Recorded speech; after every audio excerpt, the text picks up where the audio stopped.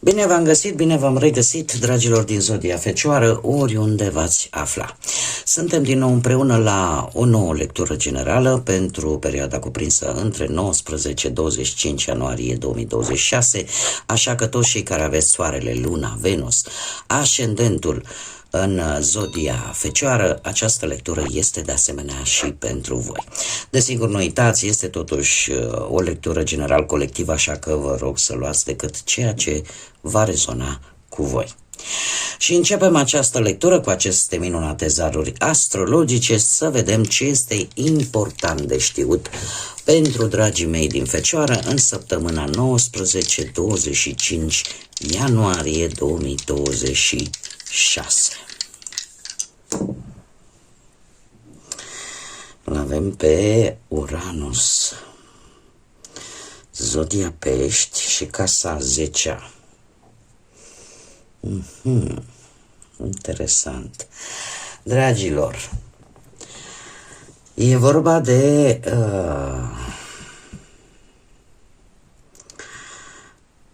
în mod special pentru cei care poate aveți și un ascendent în Pești.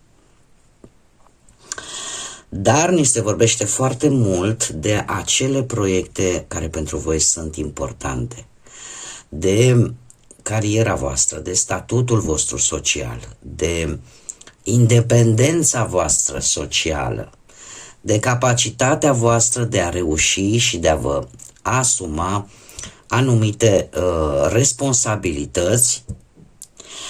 Și eu aș mai spune că combinația asta dintre Uranus și Uranus e planeta aia a revoluției, planeta care te impulsionează, te împinge să fii mai original, să fii mai independent, să,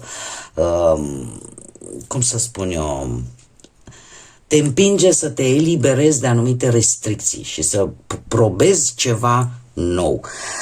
Faptul totuși că avem Zodia Pești îmi vorbește de o anumită hipersensibilitate, ca să spun așa.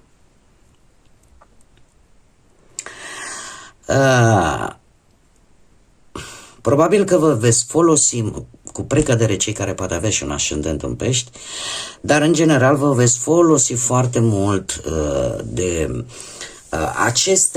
aceste schimbări care vin în viața voastră în această săptămână, vă va împinge cumva să nu mai depindeți și de alte persoane sau să abordați lucrurile, situațiile care sunt de interesul vostru, pentru că vă interesează. Casa 10 ne vorbește de cele mai mari reușite ale voastre, de cariera voastră, de felul în care sunteți percepuți de către ceilalți.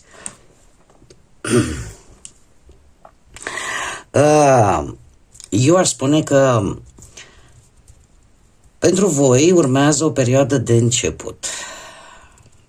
Pentru că avem aici, pe de-o parte, o energie care împinge, a lui Uranus, o energie care îți spune nu mai accepta anumite lucruri sau nu te mai focusa decât pe cutare lucru. Încearcă să ieși din acea pătrățică ta. Ceea ce pentru voi, dragilor, nu este tocmai ușor. Pentru că voi aveți ritmul vostru. Voi sunteți perfecționiști, vă preocupă foarte mult lucrurile, sunteți foarte analitici, foarte preciși, foarte atenți la detalii. Cumva, în această săptămână, sunteți împiși către o altă latură, aceea energiei peștilor. Peștii, metaforic așa vorbind, eu îi asemuiesc precum un burete care absoarbe problemele celorlalți și care de foarte multe ori, dacă nu sunt atenți, toate acele griji ale celorlalți îi pot trage către fundul oceanului. și foarte greu ies de acolo. Așa că este o săptămână în care voi, dacă vreți să vă reușească un anumit proiect sau dacă aveți de-a face, nu știu, cu persoane cu rang înalt, este bine totuși să fiți cât mai amabil, cât mai dulci, ca să zic așa, și cât mai onești și generoși în același timp. Aveți o capabilitate în această săptămână să fiți ușor de abordat, dar mare atenție, pentru că ca fiecare zodie, probabil că unii vor încerca să profite de acest, să zicem așa cu ghilimelele de rigoare, atitudine, slăbiciune a voastră în această săptămână. Un lucru pozitiv care vă poate ajuta, folosiți-vă de intuiție, dragilor, pentru că zodia Pești este una din zodiile foarte intuitive. Ce înseamnă asta? Așa cum am explicat, să știți că în această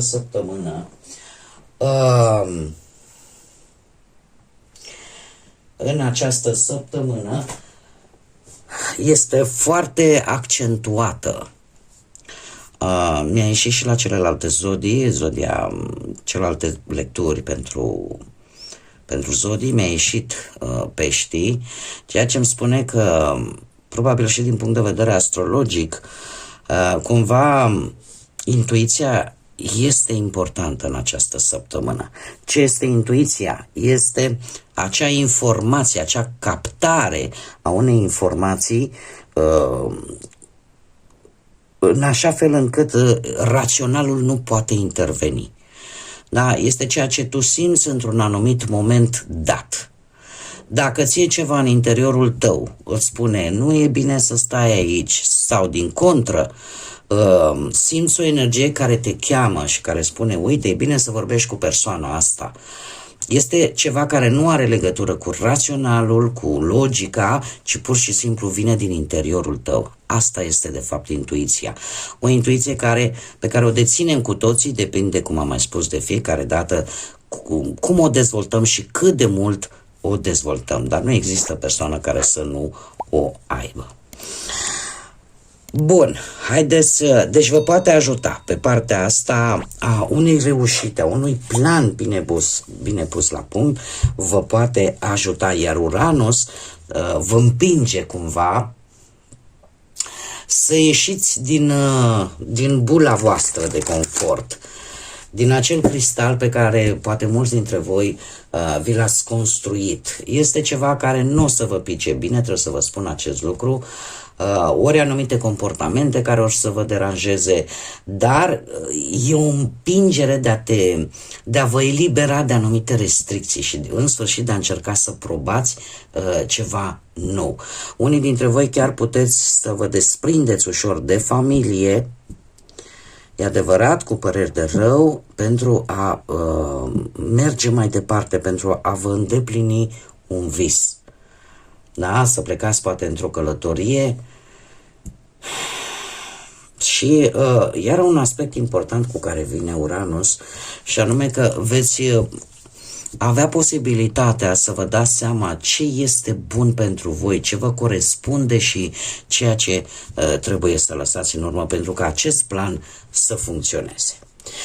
Noi mergem mai departe și haideți să vedem ce ne spune tarotul, ce vine pentru dragii mei din Fecioară în săptămâna 19-25 ianuarie 2026. Să vedem ce vine pentru dragii mei din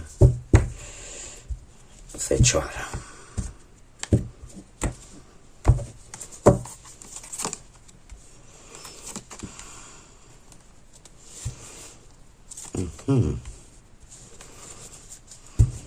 Dragii mei, aici putem vorbi foarte, foarte bine de un anumit conflict, de o anumită neînțelegere sau de o anumită competiție. 5 de bâte ne poate vorbi de asemenea și de o schimbare care poate veni în urma unui conflict. E posibil mai ales pentru cei care poate locuiți la comun cu familia sau cu alte persoane. Știm foarte bine, sunt situații de genul ăsta în care mai mulți oameni trăiesc cam sub același acoperiș. Vor exista niște dispute aici care pe voi, mare atenție, vă va împinge, așa cum bine vedem cu Uranus, vă va împinge într-un moment profund de reflexie, în care efectiv veți stagna un pic, veți lua o mică pauză, să vedeți situația dintr-o cu totul și cu totul altă perspectivă. Este o pauză pe care o veți face voit, în așa fel încât să cântăriți bine ce șanse aveți și să luați cea mai bună decizie.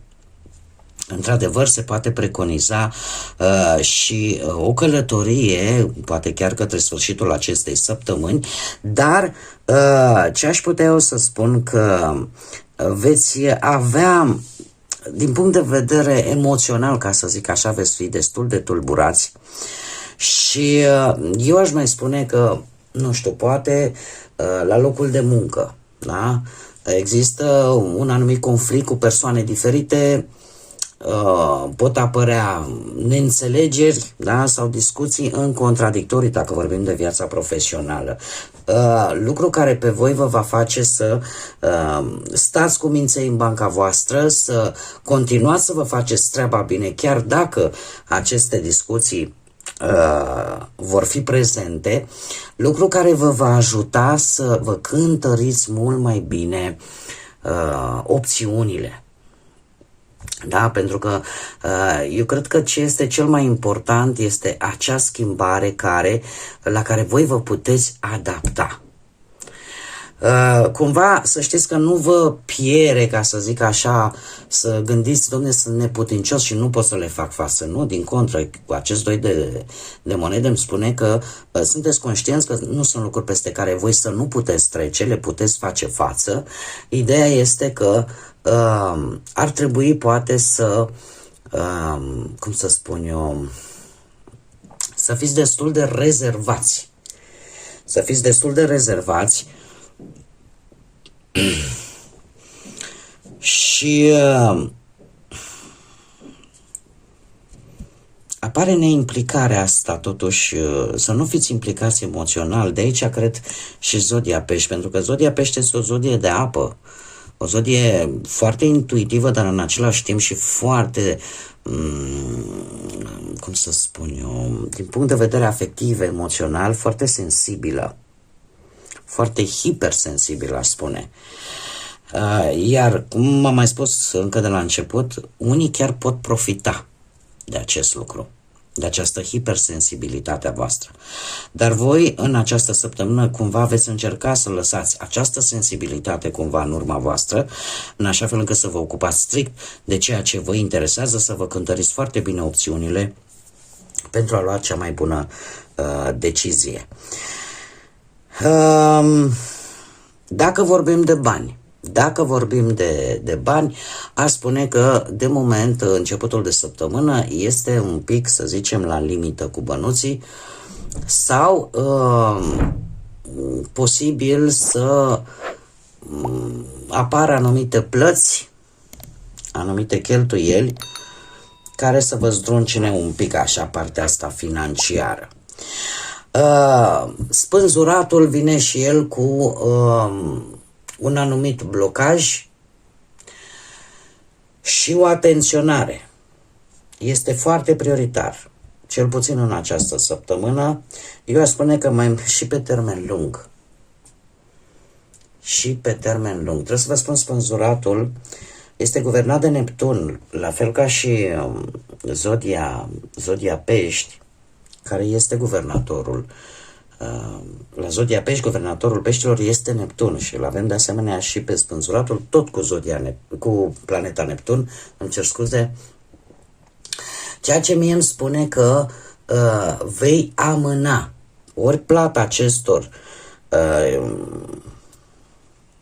acestor cheltuieli care pot apărea la începutul săptămânii, da? Și în așa fel încât să nu vă riscați mai mult decât vă este plăpumica. Și ar fi interesant ideea de a economisi. Se pare că veți lua decizia, din punct de vedere financiar, în această săptămână, să puneți niște bani deoparte în alte locuri decât cele pe care le-ați avut până acum. Nu știu, dau un exemplu, dacă până acum am ținut banii în cont bancar, uite, mă hotărăsc, nu mai vreau să-i țin acolo, iau și bag sus altea sau la ciorapă. Da, un exemplu. Deci, cum să spun eu, o sursă bănească într-un alt loc decât cel pe care l-ați avut până acum.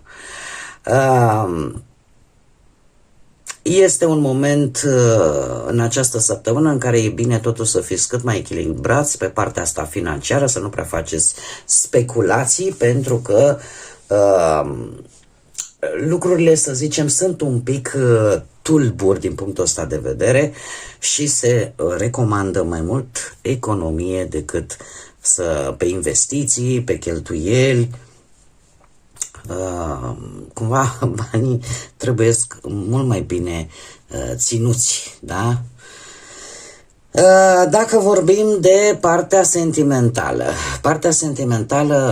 aș spune că pentru, mai ales cei care sunteți într-o relație, e posibil să aveți anumite tensiuni, anumite conflicte, dar nu neapărat din cauza voastră, posibil din cauza altor persoane. Ar fi bine în această săptămână să încercați pe cât posibil să vă păstrați calmul și eu aș spune că chiar dacă aparent relația voastră pare blocată sau pare a traversa o perioadă de impas, da? Poate că unii dintre voi nu este prima oară, au mai fost, acum suntem bine, acum nu suntem bine, acum stai că plec, stai că mă întorc. A fost așa un du-te vino în relație. Este un moment foarte bun în această săptămână să luați în calcul toate aceste lucruri în așa fel încât să vă găsiți timp și energie pentru voi, pentru relația voastră. Poate că aș spune, din câte văd eu aici, nu e neapărat, să zicem, strict numai din cauza voastră. Dacă voastră ca și relația, adică voi cât și perechea voastră, aici sunt implicații externe. Și de aici apare du-te vino în relația voastră. Veți cântări tare bine în această săptămână. Da? Situația asta, veți cântări foarte bine opțiunile pe care le aveți, în așa fel încât să rezolvați toate aceste lucruri. Dacă vorbim de cei singurei, e posibil să fiți interesați de o persoană care ori are mai mulți pretendente, ori pur și simplu poate fi implicată sau vă rezultă un pic, vă pune un pic în conflict cu voi înșivă. Parcă e ca și cum n-ați înțelege de fapt. Până la urmă, persoana asta care pe mine mă interesează, de fapt ce vrea, ce își dorește, te pune un pic într-un conflict interior, lucru care te va face să te oprești și eu aș spune să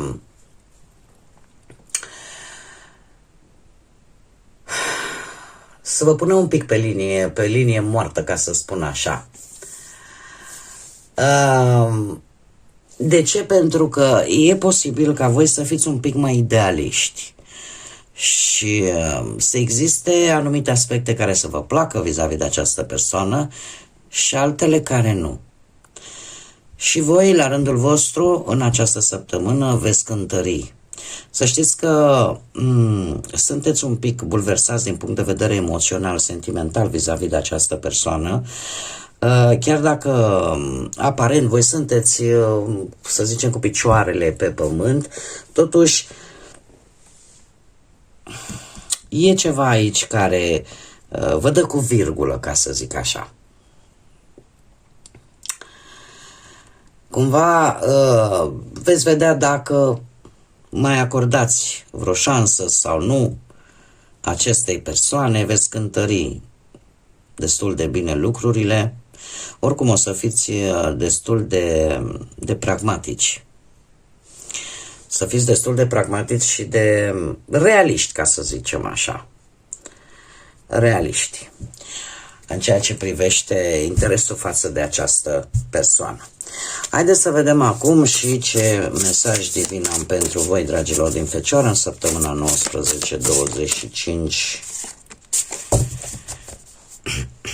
ianuarie. Un mesaj interesant. Dragilor, sunteți impulsionați, ca să zic așa, în această săptămână să faceți ceea ce voi iubiți, să faceți ceea ce vă place. Aveți șansa ca voi să în sfârșit să primiți acea recunoaștere pentru calitățile muncii voastre, dacă vorbim de... Tocmai de aceea vi s-a spus, vedeți-vă de treaba voastră, nu participați la toate aceste tentative de discuții în contradictoriu, da? E posibil ca unii dintre voi în această săptămână să primiți o sumă de bănuți în urma unui proiect creativ. Ceva ce ține ori de artă, ori de... Trebuie să vă spun că este un proiect la care, într-adevăr, au participat, v-au ajutat și alte persoane și voi chiar ați lucrat destul de bine cu aceste energii. Aveți o abilitate pe care va trebui să o folosiți în această săptămână și aceea de comunicare. Folosiți-vă capabilitatea de a comunica într-un mod inteligent, într-un mod care să inspire și să creeze situații favorabile pentru voi. Și într-adevăr și aici avem acele proiecte, acele planuri care nu vă implică decât pe voi ca și indivizi, implică și mai multe persoane. Dar, într-adevăr, se poate realiza ceva, o reușit, așa cum am văzut foarte bine cu Casa 10-a, dar cu ajutorul altor persoane.